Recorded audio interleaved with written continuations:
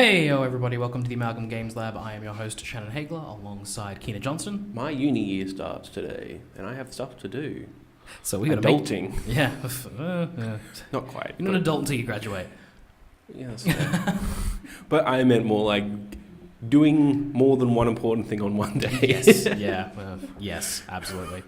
This is a show about the games industry, gaming in general, games lab.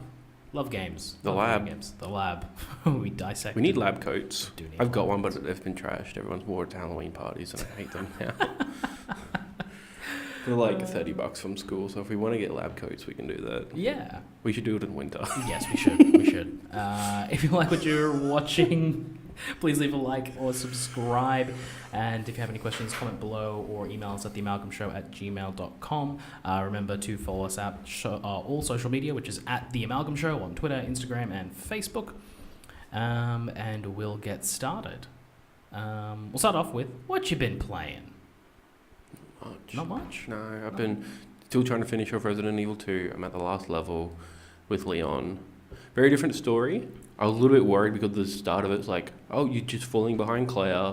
Like, and then, but it's much, much faster. And then Mr. X shows up in a place where I didn't think he would be. And I'm like, fuck! The most terrifying game in character in video games. Yeah, up to last level. The thing I enjoy about it is that Leon gets a different set of guns, which is interesting. Mm-hmm. Leon has more classic guns, like he has a shotgun and different kinds of pistols, whereas Claire's got like a flame/poison launcher, like grenade launcher. Something else as well. Something else. An electric thing, like, but I never really got to use it because save that ammo for the final boss. Fun thing about the final boss, do you care about spoilers? No. So, big monster, big zombie, who'd have thunk? Yeah, okay. The first tactic he did was he jumped on the walls and then onto the train and then onto Claire. I'm like, okay, this is his pattern. And then but then I'm like, okay, I got hit that first time. I'm like, I know how to change this for the next time. He's climbing up the wall. I'm like, okay, he's going to jump on the thing and then jump onto me. You just go straight for me. I'm like, fuck. Didn't have time to react, so I just copped it. Nice. But that's funny. Resident Evil 2 is a really good game. Yeah, I've heard nothing but great things about that. Game of the year so far? Oh no, Tetris. Tetris 99. Yep. A free game? Yeah. It's a Nintendo original. That's how they're going with it. Sure. Yep. Sure. That classic Nintendo game, Tetris. It's been published by them, I think. It's been published by everyone. True. No one owns Tetris. Jesus Christ. I get it now. It's Russian. It's communist. It gets shared with everyone. Well, no, because it wasn't. It was owned by someone for a while. And, And the Tetris company apparently sucks to work with, too. Yeah. Playing more Tetris. Apex Legends. Been getting super into that. Nice. It's really good. So have I. Have you won one yet? I've won 2. Ooh. I won my first one over the weekend. Yeah, it's really good. It's really good. Which I have a story about, which I'll get into in a bit. We can get into that now. I don't think I have. My story is I get carried, but I've been able to kill people now. Yeah. Like, I'm racking up the kills. I was carried on my victory as well. But I became kill leader.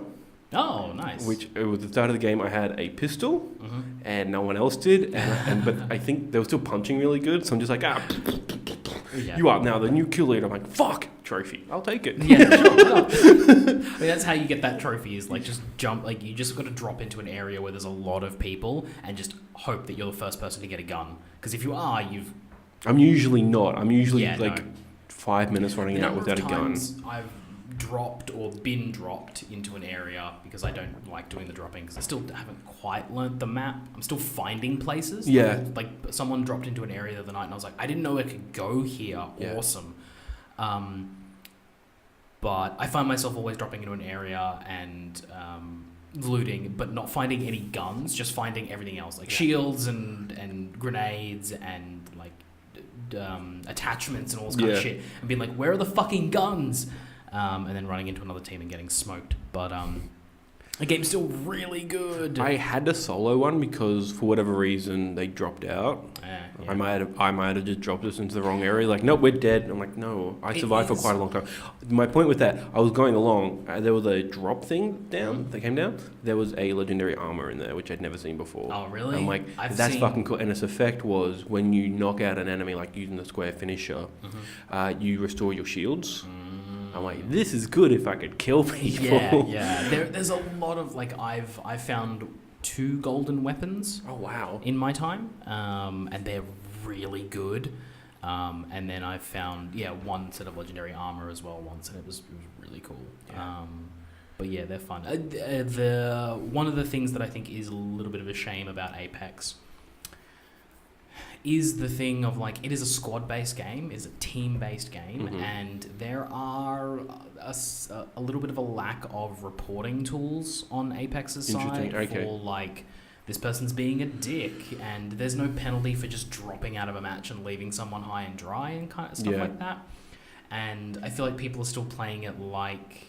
And this will probably change as time goes on and those people drop off because they're dicks. Yeah. But people still play it like a regular battle royale, and as soon as they die, they bail. And it's like, no. Or when you die, they just leave you to rot. Yeah. It's like, no. The point of this game is that you're meant to work as a team together.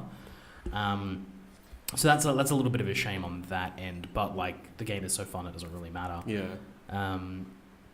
So I'll get into that in a little second because I got some stuff to say about that. But I have been over the last week delving into that Final Fantasy IX re-release on the Switch. I've yet to start it. I've been wanting this and sitting there and thinking like I've been busy with other stuff, and then I'm like, I've only got 20 minutes to kill. I'll play Apex. An hour later, I'm like, fuck. Yes. Apex will do that to you. No, I delved into that and I've played like 20 hours or so. How long is it? Like, I mean, it's a standard mid-90s JRPG. Like you could mainline it and say 50. Yeah. If you really just power through it. Yeah. But if you're wanting to do what I'm doing with it, which is wanting to re-experience it, I'm probably looking at somewhere between 70 or 100, like somewhere in there will probably be what I'll be looking at. Because 9 is, I think, the forgotten Final Fantasy. It's in a lot of senses. It's being remembered now. Yes, people remember it because it is really good and people really like it. It just came out when the PS2 came out. Everyone's like, well, it came out Sorry. Do you know if the PS2 like upscaled PS1 games or not, or like just like did some tinkering? As far as I know, it's just a proper emulator. Yeah, it was just straight up like, well, it wasn't an emulator. It was just the PS1 was in there as well. Just read the disc. So that's okay. I didn't know that was all of Sony's method. Just shove the console within another console. I knew that's what PS2 to PS3. It was just a CD-ROM, essentially. Yeah, which is nothing. Yeah, which is why it's backwards compatible on PS3. I haven't tried it on 4. Yeah, but the thing with the PS2 was that it was just a DVD-ROM, which also reads CDs. So it wasn't... Yeah, there was no like special UI or anything for when you put it in a PS1 disc. You just put it in and it worked. Yeah, it literally just read it like a PS1. Like it's one of those weird things that we kind of take for granted nowadays. Is like the way backwards compatibility was. Is it wasn't an emulator. It wasn't some sort of software hack. It was just the thing that you're playing now can read the other thing as well. That was it. Is there more of a difference between CDs and DVDs than to Blu-ray? No. Okay. No. CDs and DVDs are closer than a Blu-ray is. That's what I was asking. Sorry, I probably worded that badly. But No. Blu-rays are, they're layered differently, they're coded differently, so they do require a different... They even spin at a different rate in the drive. Oh, interesting. Okay. Yeah. Which is one of the... Jeez, I'm getting into a technical stuff here. One of the problems with Blu-ray is they spin at a slower rate, so that's why you get longer loads on a Blu-ray disc rather than... But you can fit more on a Blu-ray disc, so that's kind of the trade-off. The 4K Blu-ray follows the same... Yeah, same principles. It's just a higher capacity, I believe is all it is.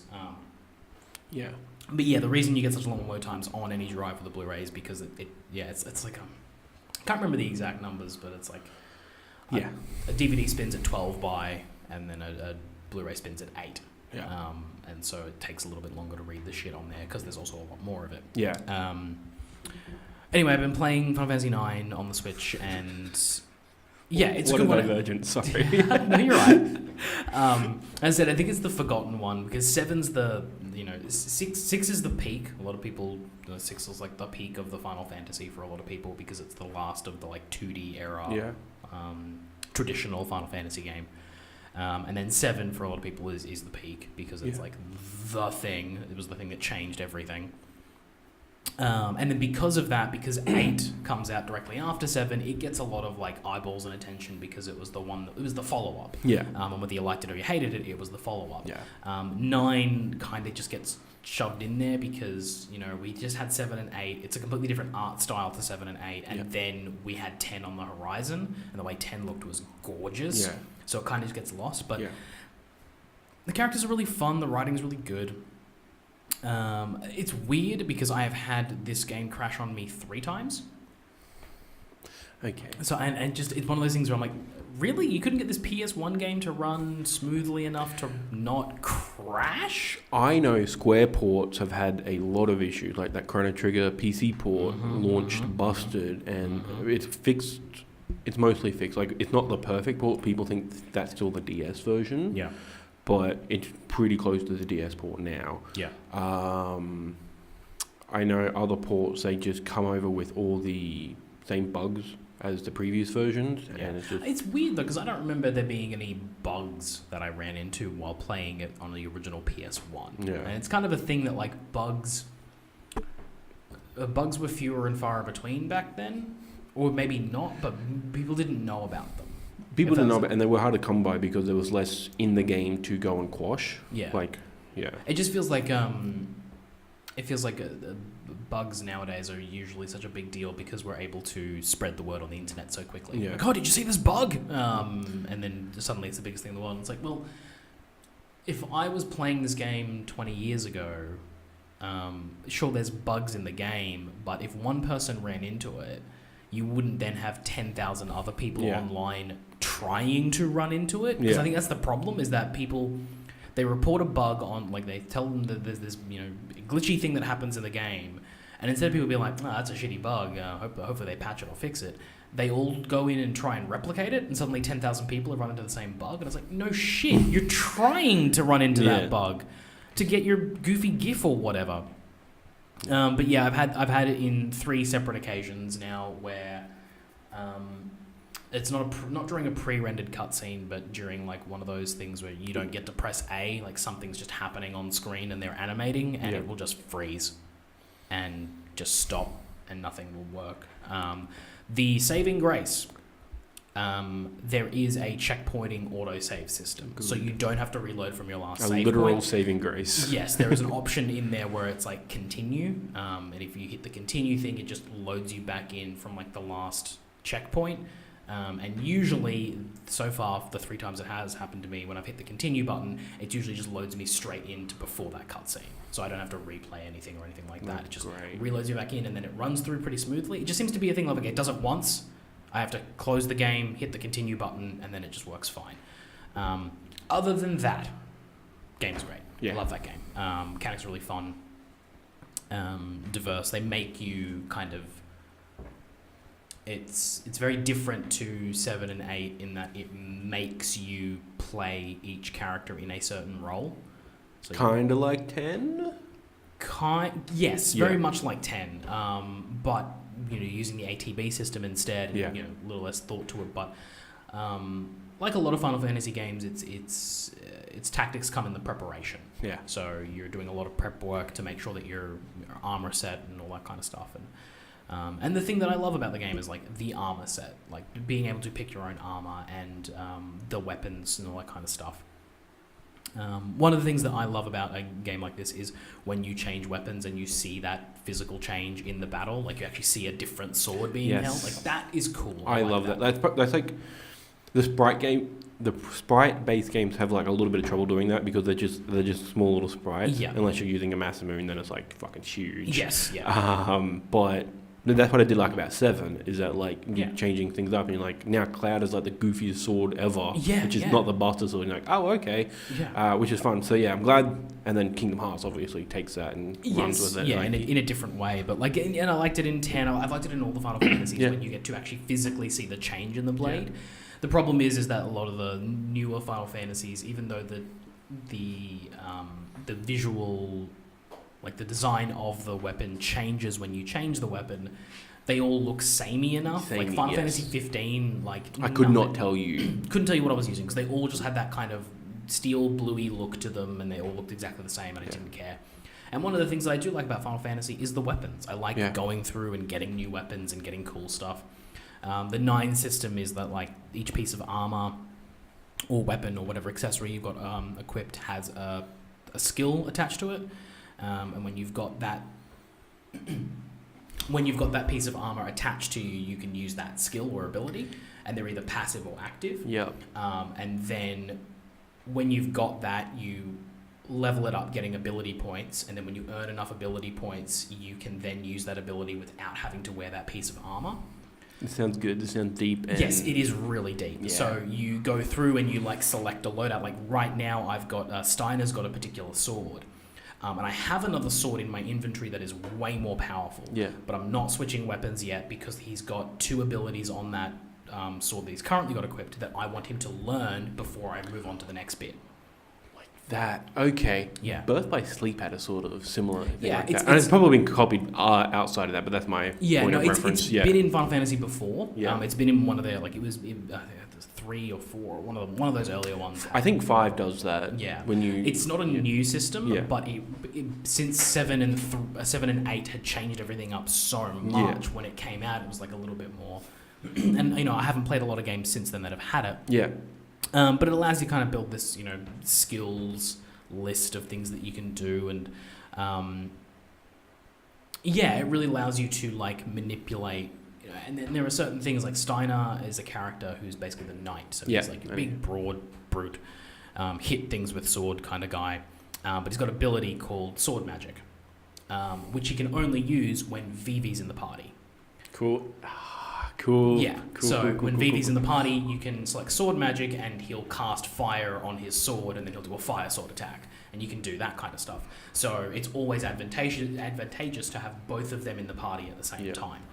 So that's why they're often associated in like fan art and stuff like that. Yeah, cool, so they actually have like a symbiotic relationship. They work with each other because it's good to also have Steiner on the field because he's just a big brute and he can take hits on Vivi, who's got less health and stuff like that. Does 9 have rows? Yes. Cool. Yes, so it has front and back row. I like that system. And obviously basic but good. Yeah, obviously you put your mages or your anything in the back row, they take less damage, but also they can still deal the same amount of damage because it's magical attacks, so they don't have to worry about that. You put your attackers in the front row, they take more damage, but they can also dish more damage. So it's really cool. What's the party size? 4. 4 on the field at once. I think like as much as I love 4, 5 is the uppermost limit you can have to a party because that had like the 3 in the front or 3 in the back and 2 on the front, 2 on the back. Like I did like that system, but it's the uppermost I think you can have in like a RPG party like that. Yeah. Because then otherwise it gets too much. So far, my favorite party to have on the field is unfortunately not having Steiner in there because the way the early game works is that it kind of splits you with the party for a while. I still haven't had the entire party together yet. Yeah. And I'm pretty sure there's a couple of side characters as well. Like ones, like traditional Final Fantasy games, there are characters you can pick up to join your party that you can just skip over. Yeah, like Vincent and Yuffie. And yeah, exactly. Yeah. And they're there. One of them is Keena, big thing with the tongue. I think there's another one as well. Wouldn't surprise me. I think there's actually another 2, but I've actually never picked them up before. I think so. I'm gonna try and find them. Mm-hmm. But yeah, my favorite setup to have right now is to have Keena in front row, Keena. I don't know how to pronounce it, and that's the problem with these games. Yeah. You don't know how to pronounce anything because they never speak. So it's just like I don't know. It starts with a QU. I guess it's Keena. Yeah, I think or Quina. I don't know. So I have Quinoa. I'll have him, her, it, them, they. Let's go with them. Them. In the front row because they're bulky. They've got that like defense bulk. Nice. Freya in the front row because she's boss. I love Freya. I think she's a great character and a really good offensive teammate because she's got and early on she gets the ability Reese's Wind, which is basically just a healing spell that you don't need to use a mage for. Just like it's like 4 MP in it. No, it's not a healing spell. It's regen. It casts as regen on the entire team. Nice. Which is really handy in early boss fights when you're like low. VV in the back row because mage, he's just fucking awesome. And then Zidane in the front row as well. Yeah. And Zidane is the quickest to get really powerful weapons. Yeah. So like while the rest of my team is dealing damage around like 150, he's dealing damage of like 600. Jesus Christ. Yeah. Because the way the story is structured early on, you end up getting a lot of like weapons for him. Yeah. And there's also a synthesis mechanic. So you can grab a couple of weapons, take them to a synthesis shop, pay a little bit of gil, merge them together, make something stronger. And he's when you get to the first synthesis shop, he's the one you've got the most items for, so you're able to synthesize a lot of his stuff early on and get these like boss blades straight up, which makes life a little bit easier because he's basically one hit KOing most of the enemies in the area so far. So I'm really enjoying that. I'm going to probably keep playing that on and off for the next couple of months. Hopefully I get to finish it this time. Well, not this time, but like again, because I finished it once, and I feel like every time I've gone back to replay a Final Fantasy game in the last like 5 years, I play it for ages and then I just stop playing it and I don't actually finish it. Only Final Fantasy game I have finished on a replay. Oh, I have finished 8 twice. Yeah. But the only other one of like significant value that I have finished on a replay is 10. I have finished that game a dozen times. Because it's one of my favorites. It's one of the simplest. It's one of the most accessible too. Like it was on every system, so I could just go in and play it whenever I wanted. And it's the one that's easiest to play and most like. Because it's voice acted. It's the first one that's voice acted, so it is easier to zone out and kind of play that game than it is to play an earlier one because you have to read the text. Which is why I was so excited for a 7 remake. So that I can play that game and not have to read all the things. My attention span is short. Shut up. I think the only Final Fantasy games I've replayed and completed is 1. Because that's so short and it's just Pokemon basically in terms of the structure, just boom, boom, boom, done. Yes, yeah. Plus time travel. Yeah. And then it's got to be just Crisis Core. I think I finished that 3 times. Oh wow. Yeah, no, I only finished that once. That's cool. Really good. It's a really good game. It's really, really good. So I'm still hoping they give me an 8 re-release. I'm just really hoping against hope that'll happen one day. Because I'd love to be able to play that again on the Switch. I think Square would love to sell it to you again. So they're probably busting like in their legal department or whatever the issue is to try and piece that thing back together. But yes, the other things I have been playing Apex, but I also picked up Anthem. How is that? I've heard many mixed things. It's fun, but there's no content, but it's fun. You're going to continue to hear mixed things. This game... is a game? I have a problem. So, first up, what's your history with BioWare? Is what I want to know. So I want to know where you're coming from with this. Okay, so my history with BioWare is... it's a bit weird. What games? Full Mass Effect series. Yep. I've dabbled in Dragon Age. And was a fan of KOTOR. I'm theoretically a fan of KOTOR. I've never actually gone and played it. Didn't really play it that much. Have read more about it than actually played. And then I still want to play Jade Empire. But I would say that my main, in terms of BioWare, my main starting point is Mass Effect, obviously. So I'd never really played a BioWare game until I played the Mass Effect trilogy, and I played all of them in 2 weeks and fucking loved them. I pretty much did the same thing. A little bit more than 2 weeks, but yeah. And I think they're excellent. And Mass Effect, I was replaying Mass Effect last year. I still have I'm still planning to finish my Mass Effect 2 playthrough at some point this year. I've just taken a break. Here's the thing. I don't put much stock in when a video game developer comes out and being like, oh, it's going to be just like their old game. No, I would actually prefer developers make new things and do different things. Which is why when a Final Fantasy game comes out and it's completely different from the old ones, I'm cool with it. I'm like, whatever, do whatever. Let's make something new. So, Anthem. Where to begin? Gameplay.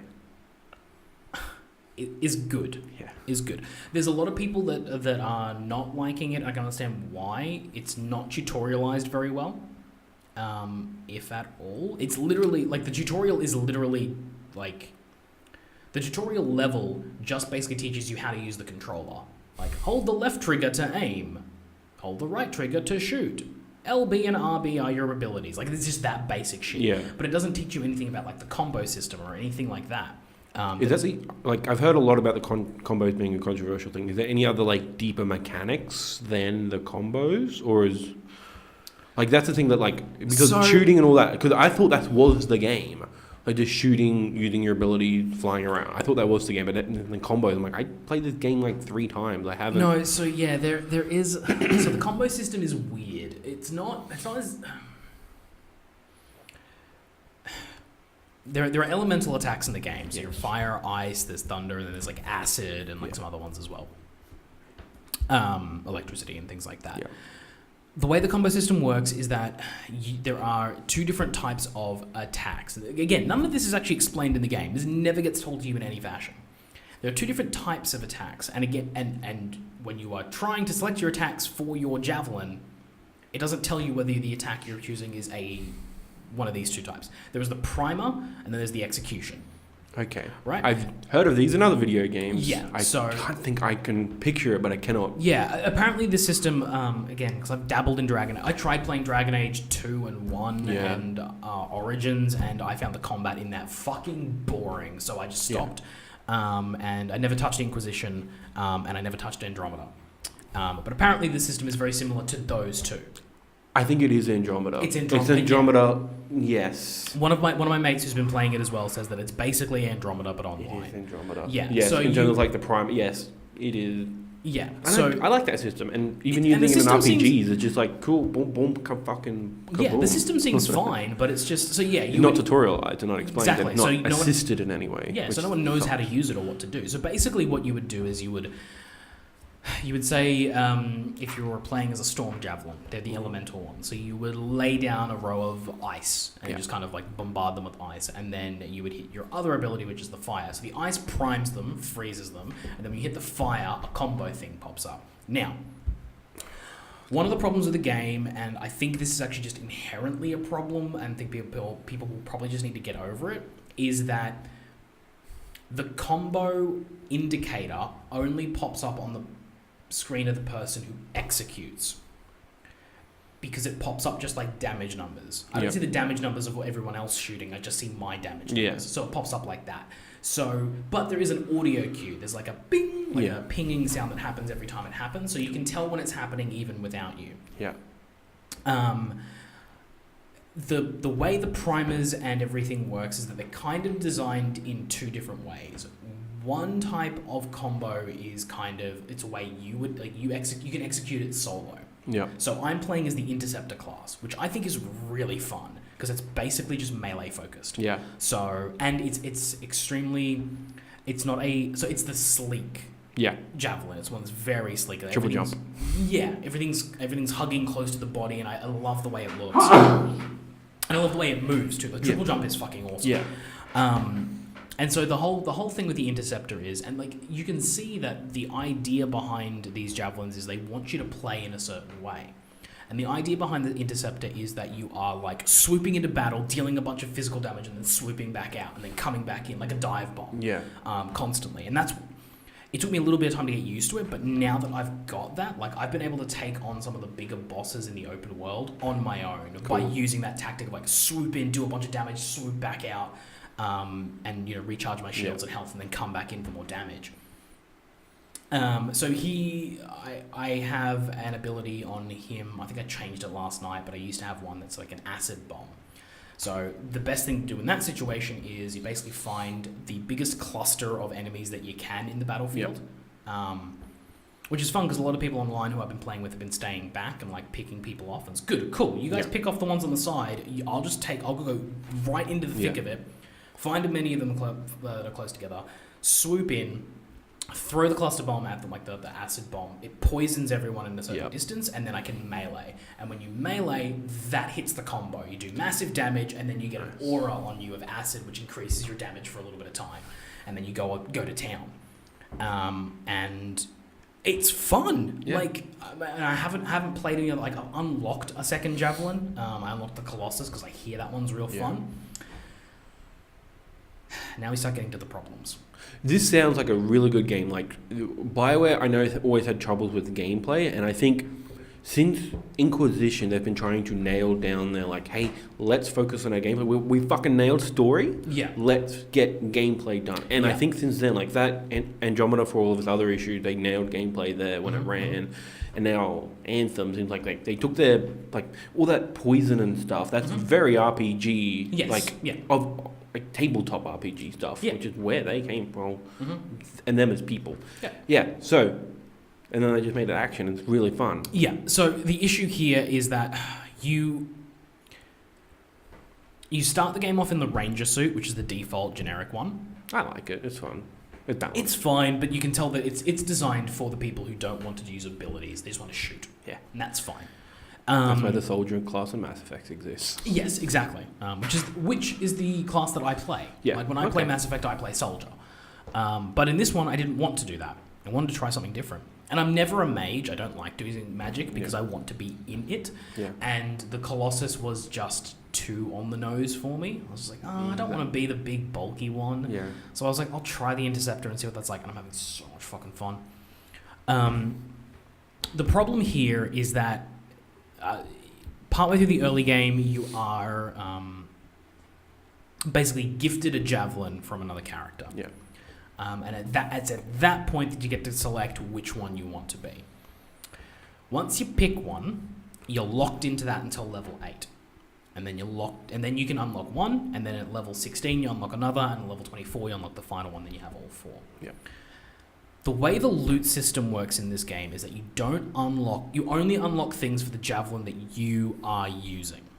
So all the drops are related to the one that you've got on at that time. Even if you've unlocked more, correct, but you're still using the other one. Okay, You can occasionally unlock items that are you can occasionally pick up items that are universal. They can be used on all javelin. Yeah. But the actual ones that you want are not those ones. You want the ones that are specific to the javelin suit you're wearing, and you're not picking up those unless you're wearing that javelin suit. Yeah. So I unlocked the Colossus, went into customize, and I was like, I don't fucking have anything for it. Like, I've got like one thing that I can attach to it, I guess. And so I don't want to use it because I don't want to then spend time grinding that javelin back up. Exactly. But again, it's a loot shooter, so that's kind of the point. It seems like the easiest way to get around it is like get a couple friends, do a squad, have them use the things they want, and then they just carry you. So you just get like a bunch of current level loot items, but that's a lot of effort because organizing people is always effort. And the way but the thing is, like, it's. I'm struggling, and again, this is the reason you're getting so much mixed about it, is I think everyone's running into the same thing of like struggling to actually nail down whether you like this game or not. Because it's difficult, because the system that they've got in the javelins seems really cool. You've got a left bumper ability, a right bumper ability, and then a double. Yeah. And when I looked at the Colossus, it looks like it's slightly different because there's things that it can't do. Like, when you got the Colossus, you can't dash and dodge. When you hit the dash and dodge button, he just pulls up a big shield. It's like, okay, cool. Like, I know that his shield is his shield. Like, instead of having a energy shield, it's just his physical shield. And I think that's an interesting concept, but... And it's same when you're flying. Like, when you're flying and you want to dodge and stuff like that, you can't. He just puts up his big shield. Like, if you're taking damage from me, he just puts it up. He's like, fuck off. Like, that's how you dodge in the Colossus. And, like, I like that. That's an interesting concept. Like, yeah. And the Storm is the one that can hover the longest. Like, so because it's the mage, its hovering is longer than the others. So the way it's meant to be played is that you basically fly up to the top of the battlefield, hover, and just rain elemental fire and ice and everything. And that's pretty much how I want to play that game. Yeah, like that's the Storm character. Yeah. So if you want to play one, I would suggest go and get the Storm, because it's just, like, I see it all the time. Like, when you're in a battle, there's just this Storm, like, hover, like, there's basically this mech warrior wizard just hovering around the battlefield, just raining just hellfire and brimstone from the heavens, and it looks awesome. And then you've got the ranger, who basically, like I said, he's probably the most boring one, but he'll run in there and he's just shooting. He's got all the guns. He does the gun things. And then, like I said, the interceptor is just do a bunch of melee damage and bail out. You know, and I have, like, really cool abilities on him right now where I've got I think my right bumper attack is like this electrically charged thing, where he basically comes down, does like a double swoop, and does like massive damage. But also while he's doing that, he drops a explosive orb on that creature, and then you can backflip out, and after 4 seconds that orb explodes. So if you do it on a creature that's about to die, you drop it, and then other things spawn around him and it blows them all up. Or you can do it on something that's near a bunch of creatures. Like, you can just kind of tactically do more damage with it. And the other one I've got is like a freezing thing, where I can, like, target up to 5 enemies and then throw this thing and it freezes them along the way. And then because they're frozen, I can then run in and just, like, smash them all up using my melee attacks. It's fucking cool. Like, there are people who are saying the combat is boring because it doesn't really change. Like, once you've learnt it, that's it. That is what it is. And the way the component systems work, because you've got all those abilities that you equip, and then your weapons, all that kind of stuff, and then you've got components. And those components are like passive abilities and passive upgrades to everything. So, like, 5% to damage, 5% to this, 35% to that, or whatever it is. And you can have a list of those. And those components are really what changes up your game, depending on what you're doing. And this is the opposite problem. You get so many of those things, and half of them are fucking useless. And you're like, I don't want any of this shit. Or I'm picking up stuff that doesn't help me. Like, I picked up a rare, because, again, it's loot, so it's color-coded, green, blue, purple, legendary. Gold. And I picked up a rare because I'm still in lower levels. So I picked up a rare, which was like, oh shit, fuck yeah. And I picked it up, and it was like, oh, plus 15% ammo to your sniper rifle. Like, fucking, I don't want that shit. I'm an interceptor. I don't use a sniper rifle.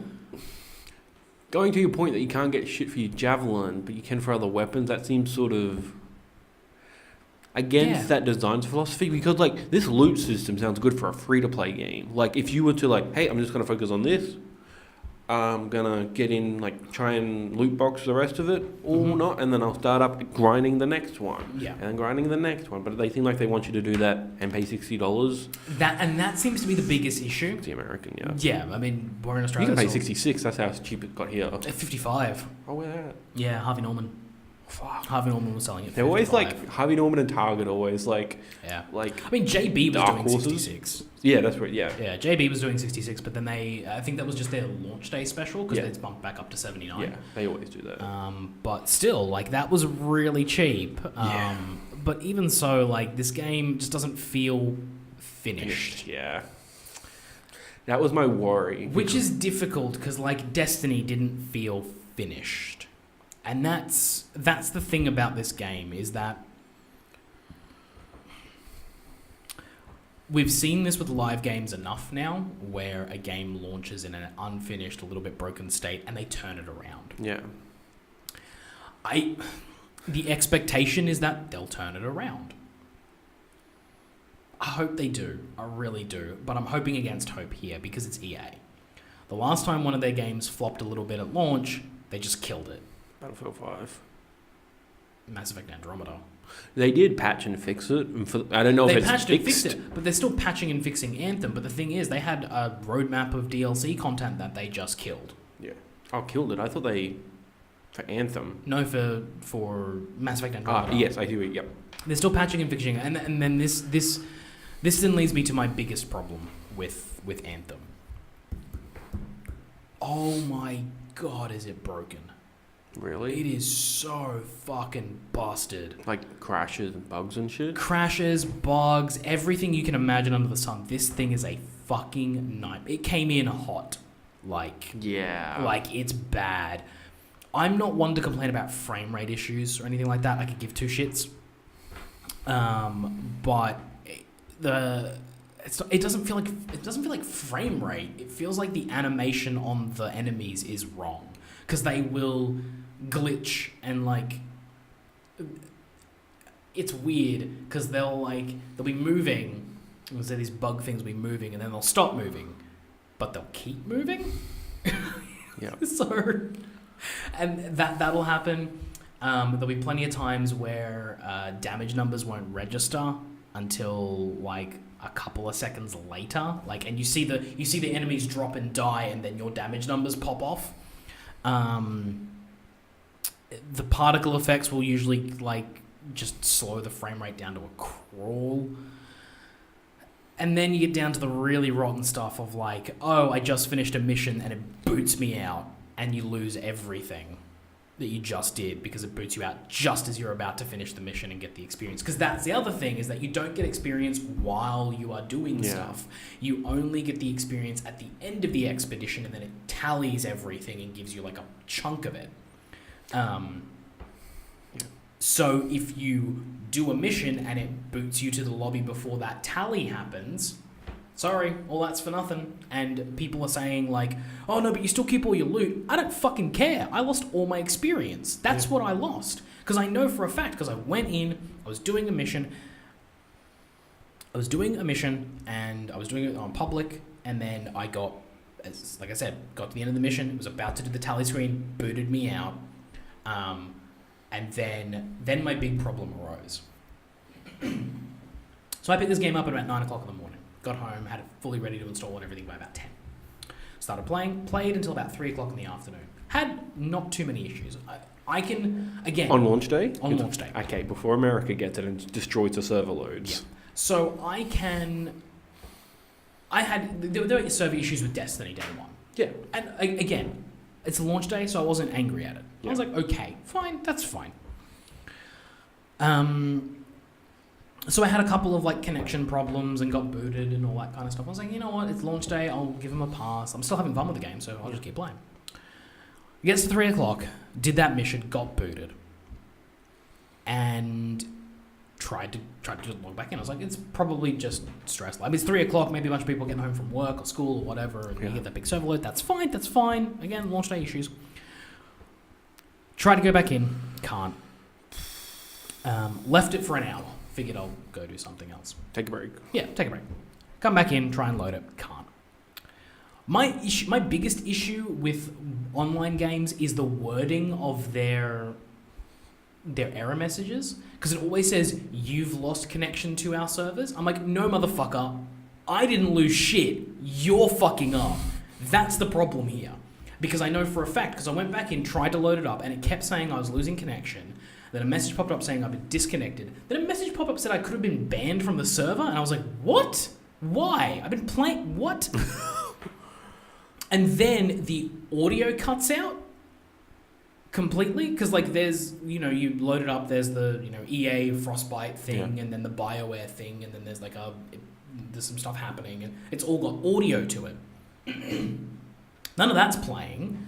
And it's stuttering while it's playing these opening cutscenes. I'm like, what is happening here? It's doing all that. It loads to the start screen, still silent, no sound. I press the A button to get into it. Connecting to servers, cool.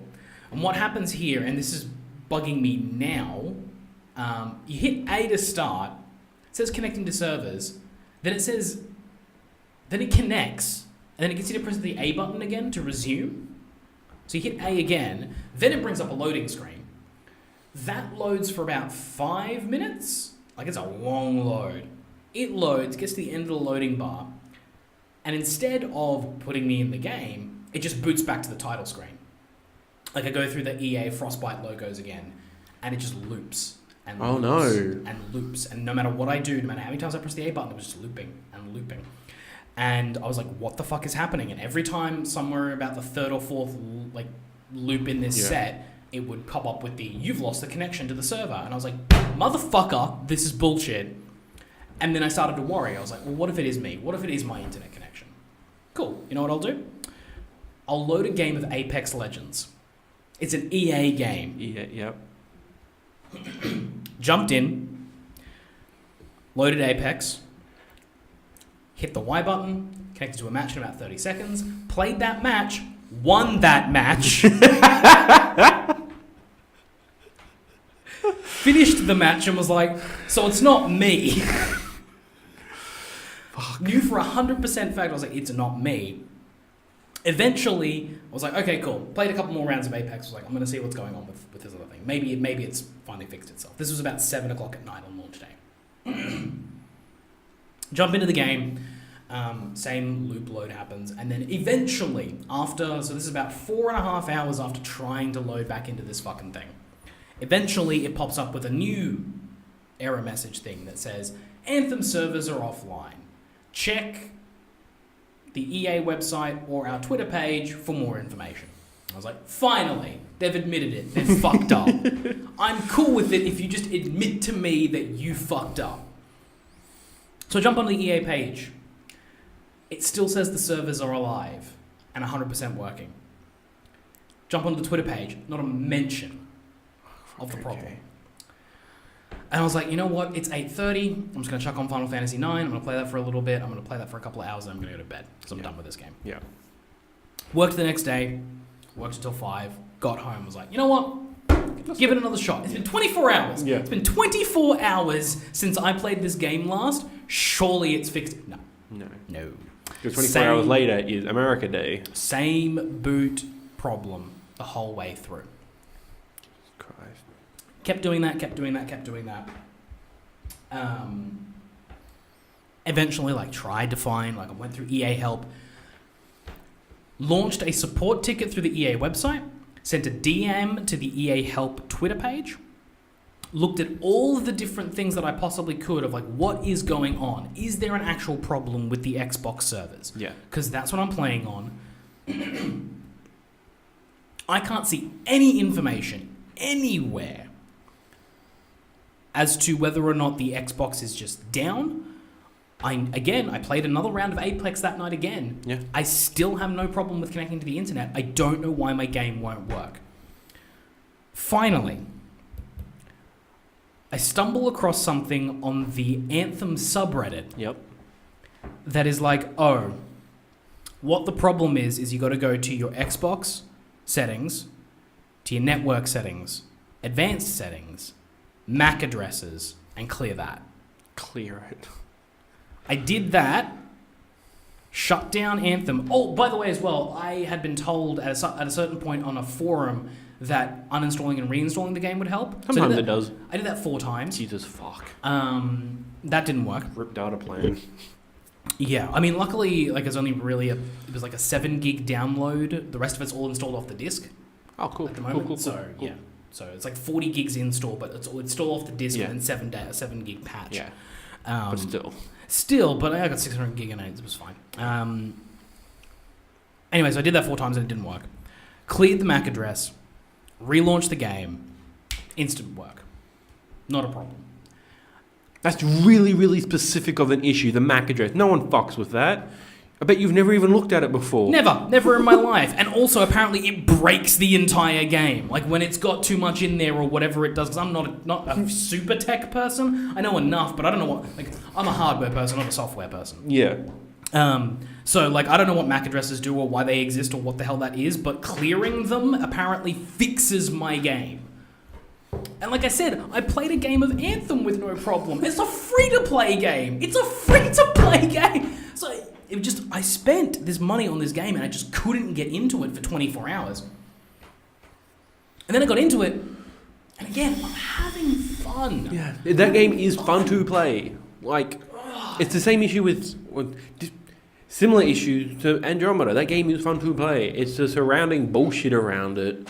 And it's just, and again, I'm not the only one that has run into this issue, because there was a post on it on the subreddit. Yep. I'm not the only one running into just general issues. There are just still so many broken bugs and things, and like and then there's the actual issue of the content of the game. Not having much content doesn't bother me, because again, when Destiny came out, it pissed me off. I was like, what the fuck is this shit?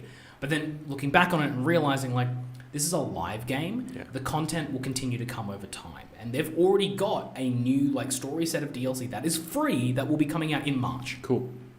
Free's an interesting choice. Like, I know BioWare tries to be nice to its fans, but then there's also EA behind them. But yeah, I think EA I think they're just banking on the cosmetic side on this thing. Yeah.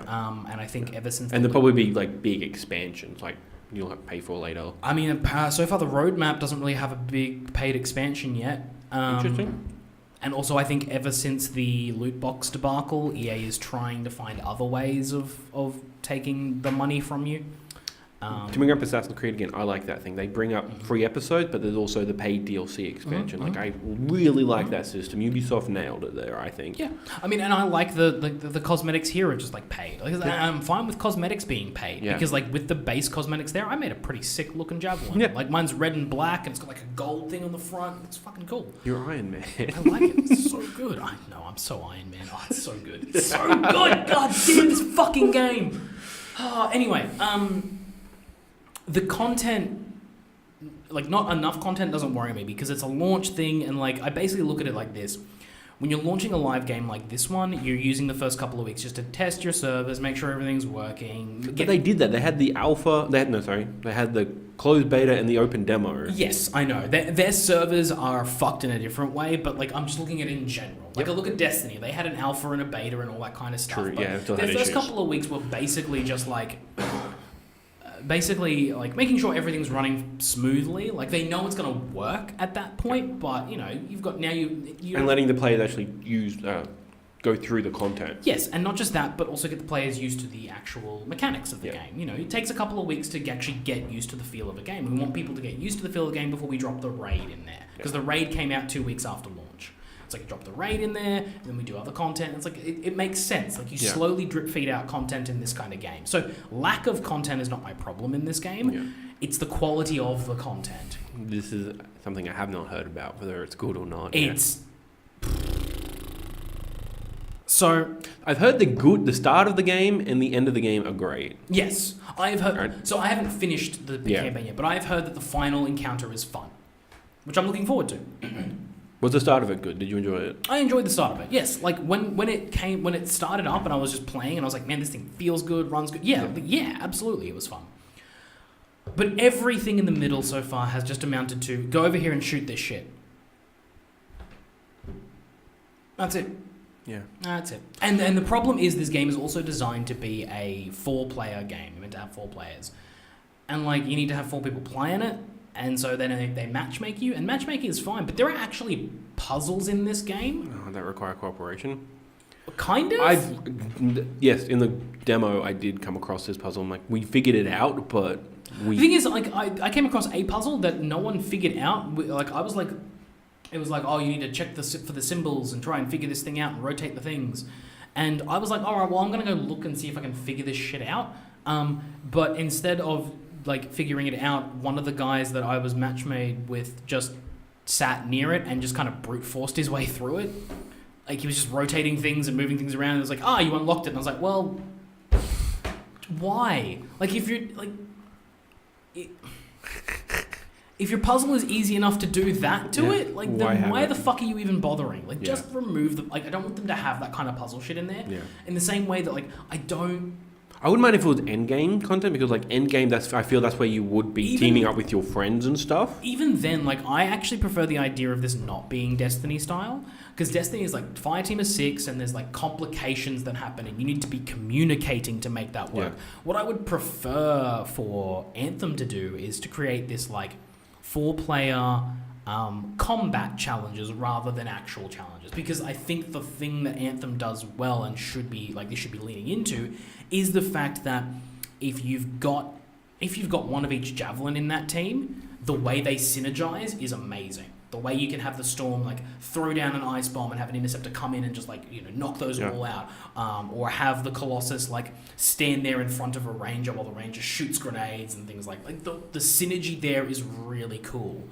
but they don't provide enough opportunities to do that. Yeah, and the content is just like I said, like everything is the same. I fly into the open world, I fly to a place. Shoot these Scar. Alright, cool. I shot those Scar. Now what? Well, I'll fly to this place. Shoot those Scar. Alright, now what? No, we've got one other place to fly to. We can fly there. Okay. Let me guess. Shoot the Scar? Yeah, shoot the Scar. Okay, cool. Done. And that's it. One complaint, I was reading the IGN review, and the complaint was that the exposition of your person in your ear goes for so long that you can't actually talk to your teammates. Like if you were using a headset and everything, it takes so long to do that. Like and the other problem is that you run into one of the biggest flaws in this game is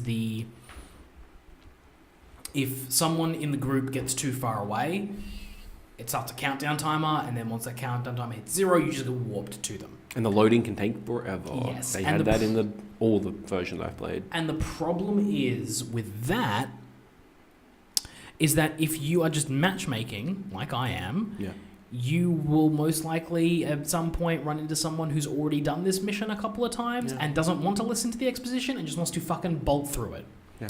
Now, you can play the game privately and not have anyone else join in. You can play the story missions. It just gets really hard. It is. Like, people are like, oh, you can just do it that. I'm like, yeah, but, like, it's not impossible. Like, I've done a couple missions that way, but it's definitely tougher. It's definitely easier to have someone else there. Yeah.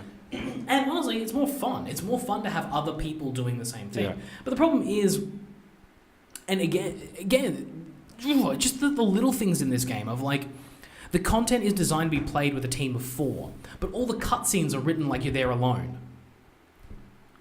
No mention of the other freelancers that just helped you take it. No, you did this on your own. And this bugged me in Destiny 2. Destiny as well, not Destiny 2. Yeah, as well, yeah. But in the original Destiny, they did the similar sort of thing where you would go in and you would do like a thing with a fire team, but then the cutscene after it would be like, you, Guardian, you did this. I'm like, but No, it wasn't me. Like, not alone. But they Monster Fucker 69 helped. Exactly. Yeah. But they also figured it out at a certain point, because like if you look at the marketing and sort of the cutscene things and stuff like that, towards the sort of towards Taken King and Destiny 2 and Forsaken, there was a bit more emphasis on like, the team went in, they took down Oryx, they did this. It's like, okay, cool. Like, you're acknowledging the fact that the game is designed around teams. Yeah. But this thing is like, no, it's completely focused on the freelancer that you are. And then there's the other stuff. Like, that's what's so weird. Like, canonically, everyone's similar freelancers that all exist in 4 tasks, but like in different dimensions, stacked on the same place. Like BioWare loves their lore, but they don't make it make sense. The problem is that like Kingdom Hearts, like the mobile game, you're all just Keyblade wielders, and like you're all the player, but then you're all just different. Yeah, I mean, if you think about the lore, it doesn't make any sense. Because the same with Destiny, like, because you're all the Guardian that one ghost was looking for. You're all the one who took out Oryx, even though only one team did it first. And they did a better job of that in Forsaken, in that the first team that beat the raid in that one caused an event to happen for everyone else, and now everyone else, the raid is slightly different because of it. Yeah. I mean, that's a good way of doing that. Yeah. But in this one, like, there are named characters that everyone is going to see that talk to you as if you are the only, like, you are a certain specific person. Yeah. And it doesn't make any sense. But even then, like, I can dismiss that stuff because... that is a little bit nitpicky, like, I get that, but yeah. Yeah, but the thing that BioWare does great is characters and character story. Not necessarily story overall, because sometimes that can be a little bit, like, a big overarching story can be a little bit too... I think Mass Effect 2 story is whatever. It's the characters in Exactly. It's the characters in there, you know. And like I said, I've just been playing Mass Effect 2 recently. I'm watching someone play through Mass Effect 2 as well. And those characters are great. These characters are god fucking awful. Even the British guy in your ear? Owen, Yeah. he's fine, I He guess. seemed like he had potential. Like he does, because but he he's just so... I don't know. We'll see where he goes, maybe. Maybe he gets better. But, like, I find him grating and annoying. Okay. Because, like, his whole thing is that, like, he's a cipher, which is someone who can... And the lore in this thing is also, like, I want to dig into the Cortex, which is their version of the Codex. That's right, it's called the Cortex. Yeah. And read it and see what's going on, because I'm fascinated by the world they've created. But they don't explain any of it. Any of it. There's no Citadel mission. No, there's nothing. There's nothing. Because apparently ciphers are basically information people that are in the ears of freelancers. Mm-hmm. They communicate with them and give them knowledge and stuff like that. And apparently ciphers can hear the anthem of creation, whatever that is. Whatever that is. I'm starting. Endgame content. Well, I've started to piece it together. Okay, cool. The anthem of creation, as far as I can tell, is a technology of something that was left behind by the gods of this world. Or the Protheans, that kind of. The civilization before, which they BioWare specifically loves. call them gods. They don't talk to them. They don't talk about them as like a previous civilization. Okay. They call them gods. Because what the anthem of creation does is it does what it says. It does what it says on the tin. It creates things. It can change the way that the world is. And so it's just a machine. And these things pop up. It can create these cataclysms and events around the world that reshape it and change it. And the whole point of freelancers and that is to shut those things down so they don't change the world. But do the great concept for like that's going to change the world in the post-game content, but the way they sell it, and it's in a side thing that a lot of people will forget, is that the main villain is wanting to get a hold of what's called the cenotaph, which is right in the center of the Anthem of Creation. And with that, he can change existence as it is. And the way one of the characters sells it is that, like, you're a freelancer. What happens when you wake up tomorrow morning and you're part of the Dominion? And you've always been a part of the Dominion. Oh. And you just continue on your life and you never even knew you were a freelancer. It never this never happened. He just changes everything. What happens then? It's like, that's a terrifying thought. Like, absolutely a terrifying thought that this thing that this person could get control of has so much power, it could literally just rewrite existence. Yeah. That's amazing. Buried in a side conversation with some boring NPC. Because all of the NPCs are boring as fuck. They're all just so bland. Because, like, I said, Owen's fine, but, like, again, he's a quirky British dude. Yeah. Whatever. Not There's a character named Yarrow, who's the head of the freelancers, who I like. He's, like, slightly Russian, kind of, like, overly happy about violence guy, you know? He's like, yes, freelancer, go kill, like, but he's the one that, like, he's essentially getting you to go and collect the equivalent of dog tags from fallen freelancers so that he can remember them and write stories about them and you know, pay tribute to them. It's like, okay, he's that guy. There's a guy named Lucky Jack who I think is the most interesting character. He stands there and looks after, like, the daily challenges stuff. But the whole thing is that he's called Lucky Jack because he's just, like, every time you go to him, he'll tell you a story about something that happened while he was out on a mission. Zaid. Yeah, but it's the most bonkers whack thing, and it always ends with him being like, and I just escaped by the skin of my teeth. And you're like, okay. And every time it's kind of like, yeah, that's a fun story. Cool. Like, they have these little animals called grabbits. Yeah. And, like, the last one I heard from him, he was like, I ended up running away from this, like, fiery explosion with a grabbit in my hand. And I was like, okay, all right, okay.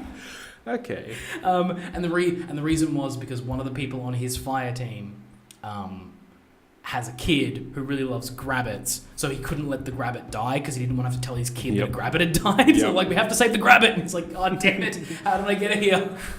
And, like, that's a fun character. what really bugs me is that the two characters that run the shops constantly have side quests, like things they want to talk to you about. So you're constantly going up to the guy at the vendor that sells like the cosmetics, and he's constantly telling stories about like, it would be really cool if you looked like this. And like, you just shut up, stop trying to sell me this shit. There's a guy who's like a street, like, I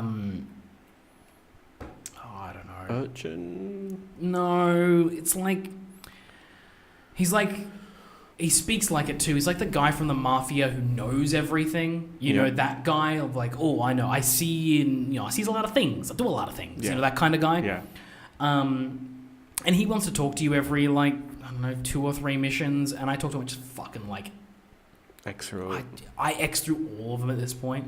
The ones I don't X through are Yarrow, because I think he's an okay character. I don't X through Matthias, because I hear he's the one that does that thing that splits into 3. I thought that was Owen. No, I don't think it's Owen. Because he's the Arcanist, isn't he? I don't know. One of them splits into 3, and it's either of them or I listen to Owen because I like the relationship they develop between the freelancer and Owen. Mm-hmm. But he just seems like the kind of character that I'm like, I know where this is going. Yeah. He's either gonna die or he's gonna turn on me. Or both. Yeah, or both. Yeah, who knows? Fucking who knows in this game. And then there's a bunch of side characters, like, and this is the thing. There is some interesting stuff in this little city, Fort Tarsus, that they've got. There's a bar, and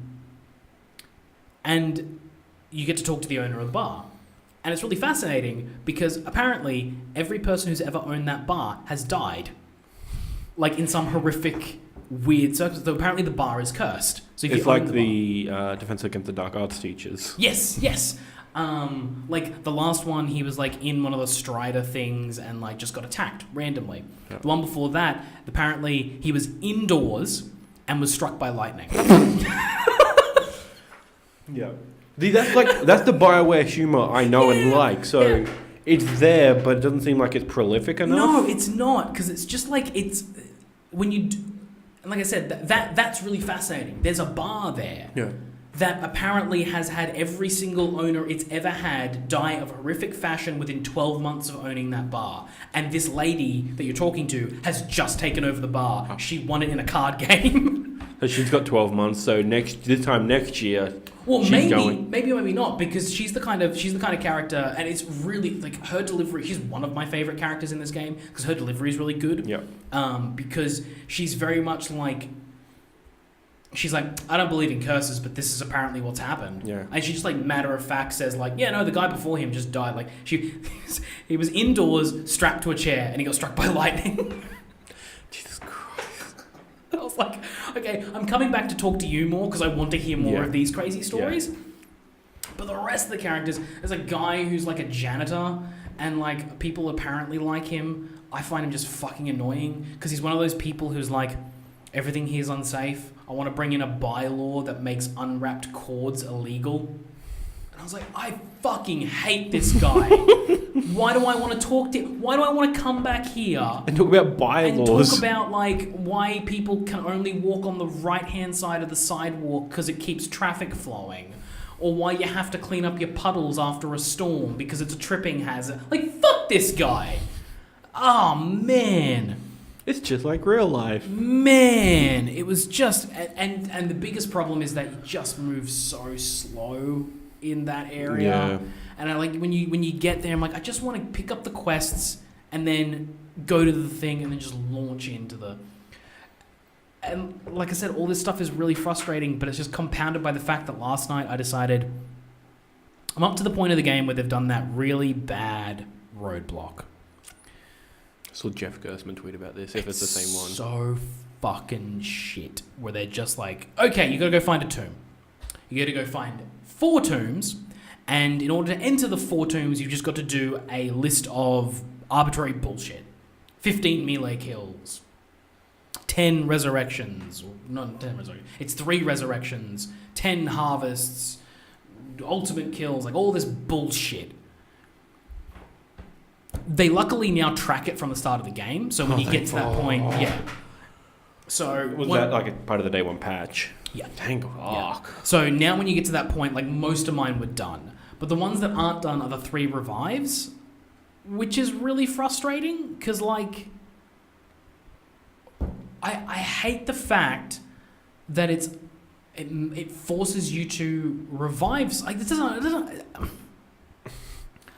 I don't know what it is about that one. The rest of them, I'm like, fine, whatever. Like, open treasure chests and open this. It's stuff you're doing. Revives are very specific. Like, you're either cruising through it and everyone's going to try and revive this person, or you have to fake your own death. Like, well, the thing is, it's not your revive. Like, if you die... that's what I meant, like, get a team. Yeah. Have like, hey, can you just stand there, get shot for a bit, and then Yes. and then we just go around the circle doing that Exactly. for the next hour. Yeah, exactly. That's the thing. Like, I don't want to do that. I don't want to do that at all. Luckily, because last night I hit a point where I was like, well, I've got to do all this shit. Yeah. And what I want to do now is just try the free play mode. Because that's where you're supposed to do this stuff, is in the free play mode. So I jumped in the free play mode and I just ran around, and luckily I ran into a guy who was taking on one of the world events. Because the other thing you have to do is world events, which pop up randomly and you have no idea and yada yada yada. And I did about 3 of those last night. I need to do 5, so I was pretty decent. Yeah. But I ran into a guy who was struggling to do a world event because there was a few different higher level creatures there. And he went down 2 times, and I revived him, and I was like, thank Christ. All right, so cool. I've done 2 of them. I just need to do 1. I just need 1 more, and I'll probably do it later this afternoon. Hopefully it's not that last thing you need for the next 20 hours, and you just can't get it. I hope not. Apparently, you can. There are javelin pilots that are like NPCs roaming around the free play zone. I have seen them around, yeah. Apparently, if they go down and you revive them, that counts as well. Cool. So it looks like it might be a little bit easier to get through, but what I decided to do was just roam around the free world, just see what I could find. Yeah. I found some gorgeous vistas. Like, oh my god. And I found some stuff where I was like, this is like awe-inspiring. Like these big old ruins and technological stuff that like from thousands of years ago probably. And I found a place to like sit on the edge of the world map and look over out on the horizon, and like just a place that I found where one of the Titan, like, so sometimes the cataclysms will spit out Titans, which you have to beat in them, and it's the thing that you fight at the very start of the game. Yeah. And they're quite difficult. And I found one just wandering in the bottom of a ravine. It wasn't a world event because there was no icon. It was just there. Just like the dragons in in Dragon Age. They're just there. Yeah, it was just there, wandering around, beating on some animals and stuff like that. I just wandered around this world. I just flew around the map, and I didn't. Another quality of life thing. There's no way to put a waypoint on that map. That needs to be added. That needs to be there. Like, I would like to be able to put a thing down and then just hit put a waypoint on my map and then have a thing pop up on my screen. The UI in this game is trash too. Like, that's a fucking shit show. But no, must have been an hour and a half just flying around that world, just looking for stuff, harvesting things, finding chests. I'm supposed to open 15 chests. I think I found like 5. They're not easy to find.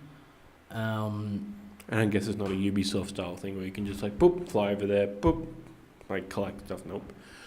Of course not. Can't buy a map for $15 for $4. Nope. I found a couple of different maps online. Yeah.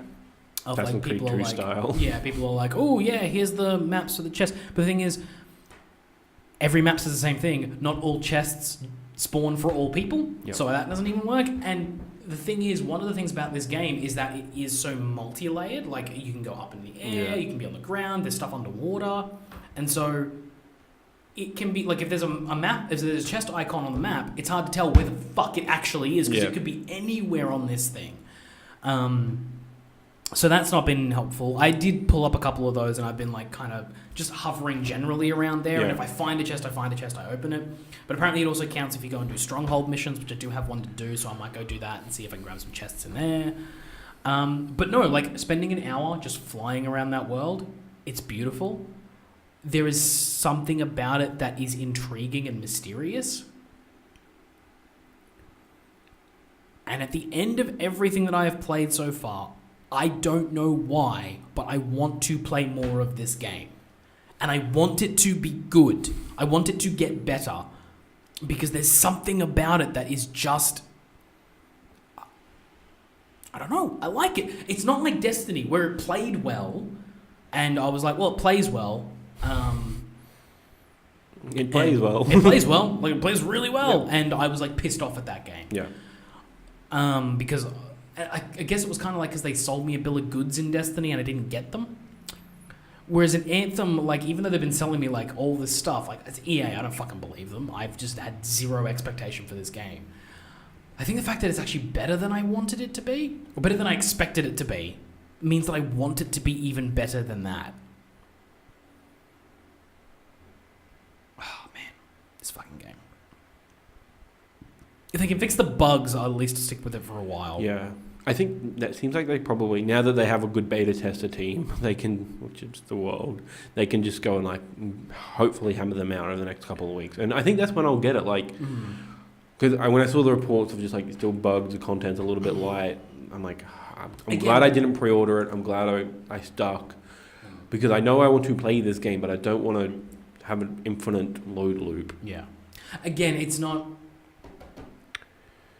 The content is not the problem for me. Yeah. Again, when it comes to live games, light content in the first couple of weeks, I think we should start to get over that. Yeah. Because it's like, it's a live game. The whole point of it is that it continually updates over and over and over and over and over and over again. You want it to have...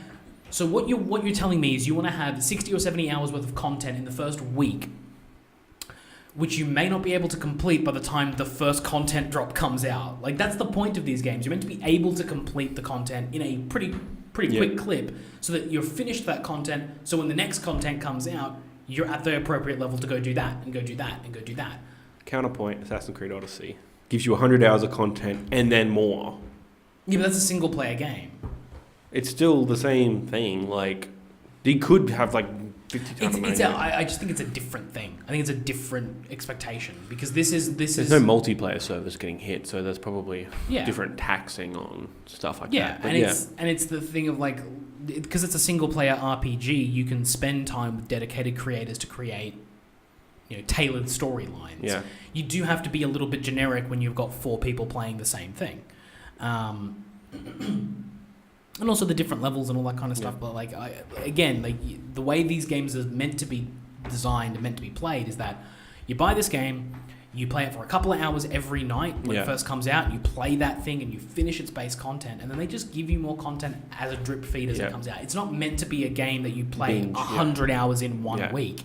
It is a game that you're meant to basically come back to every week and continue to play from now until the game dies or you die, whichever one comes first. So that's what we've got, and that's what I hope we continue to have, because the first content drop is in March. Which is soon. It was like 4 days away. Yeah. Like, it's not very long. So they want that first content drop pretty quickly. My criticism on that side is that the first content drop is called Act 1. Oh, fuck. The Kingdom Hearts 3 did. Yeah, they did. They really did. So I paid $60 for a game that's apparently not a game. Fuck me dead. I just can't. That's funnier than Kingdom Hearts 3. It is funnier than Kingdom Hearts 3. Because I essentially just played the prologue. Like, I'm playing the prologue to this game. The real final chapter prologue with Anthem all along. So fucking dumb. I just can't with this game anymore. But I can and I will. Because I will. I'll keep playing this fucking thing because I'm having a great time with it. So, like, that's Anthem. How long have we been going for? Because you might want to do a cut here. Yeah, we'll probably cut. We're at an hour 18. Yep, cool. So that'll be a cut, and we'll move on to part 2.